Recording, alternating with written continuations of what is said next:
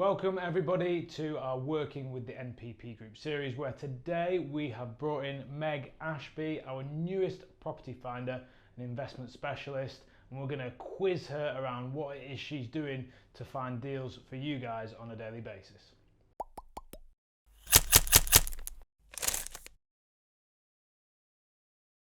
So Meg, welcome to the hot room. It's absolutely boiling in here at the moment.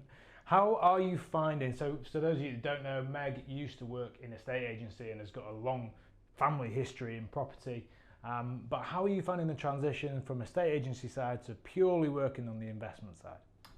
It's definitely been a journey, and it's still a journey. There's a lot of time that you have to put into the viewings, which for myself I didn't expect. Yeah. I expected to be booking viewings, running out, deals coming in, flying in, and having them accepted within a day or two, but that isn't quite how it's panned out to be. My knowledge, I'd say, has helped me a lot transition into the role. But there is still a lot of background work you have to do, and a lot of learning still that you have to do as well, being on the buyer side rather than the seller side. Overall, it's been a smooth experience so far, but still looking forward to what's to come from it as well. Yeah, I mean, we've found, talking candidly, that you know, you've had a quicker transition into doing a great job in the role than others because of the experience that you've got already in the property sector. But I mean, talk to me, you know, on this side of things. Talk to the guys about the process that you're using to quantify whether it's worth even going to view property, because you don't just spend all day viewing random stuff, do you?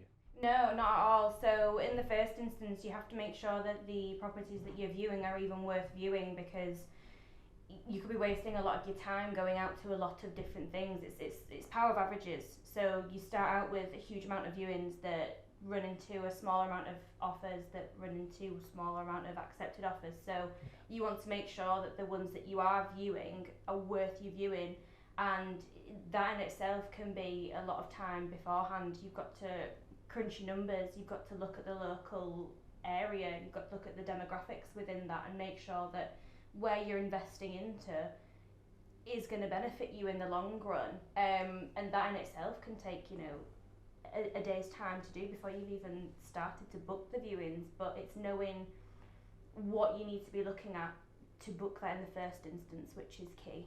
Yeah, so it's interesting for me straight away that what's coming through from Meg is sort of understanding the return on her time invested in the role, which is something obviously that we preach to you guys about, understanding the return on your time, not just the ROI, but the ROTI.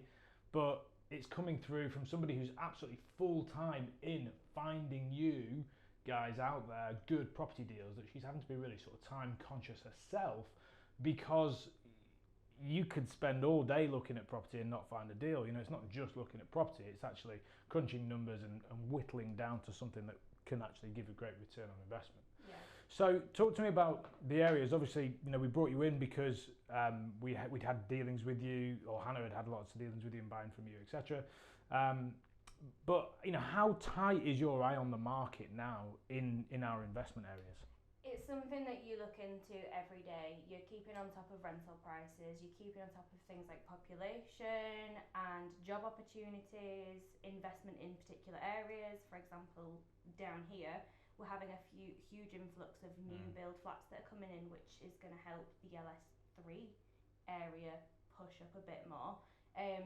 But I've had to research that outside of booking viewings to know that. So I originally had a lot of dealings in Armley, so I knew Armley like the back of my hand, but it does take up a whole lot of your time, and especially when you're whittling down into the finer details of the postcodes. Like you've got LS12, for example, but then you've also got LS12-1, LS12-2, LS12-3. Where can you buy? Where should you buy? Where's good for rents? Where's not so good for rents? It's that kind of knowledge that you need in order to help pursue a good deal and make sure that your return on your investment is also as good. I think understanding, we both know the Leeds market very well, but understanding the sort of microclimates that you're working with in any investment area is probably how you eke out a slightly better deal as well, because it's easy to say, oh, you know, Leeds is great growth city, third biggest employer in the UK. Yeah, if you invest there, you're going really well. As a generalisation, I would say that's true. But however, you know, where you're going very specifically to sort of maximise the rents, or where you're going for social housing, blah blah blah blah. And so, yeah, cool. And so, talk to me a little bit about just the job. Is it fast and slow? Because sometimes the property market moves really quickly, and everybody probably sitting at the other end of the camera saying, oh, it's really hard to find a deal, and maybe that's why they're engaging with sourcing agents, which makes absolute sense from my point of view. But how quick are you having to be to actually get to these deals? Still pretty hot off the collar, especially if something's cheaper in a good area. You know, you're going to be putting on the back of a list. So as soon as I see something coming up, it's about I number crunch to begin with, but I have an idea when I'm looking at a property on Rightmove what kind of numbers it could be getting for rent, and even looking at a property on its reno as well. You can kind of make a good guesstimate of what it needs just through the practice from before, so you can number crunch in a quicker time frame in order to book that viewing.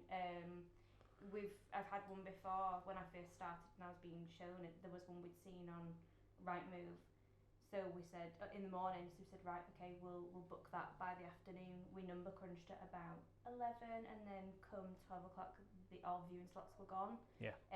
Which of course, for us, not brilliant, but we could have captured that earlier because we're doing this within our working day. Absolutely. But for people that are full time, by the time you've come to the end of the day, you can't even book a viewing because all the slots have gone from us.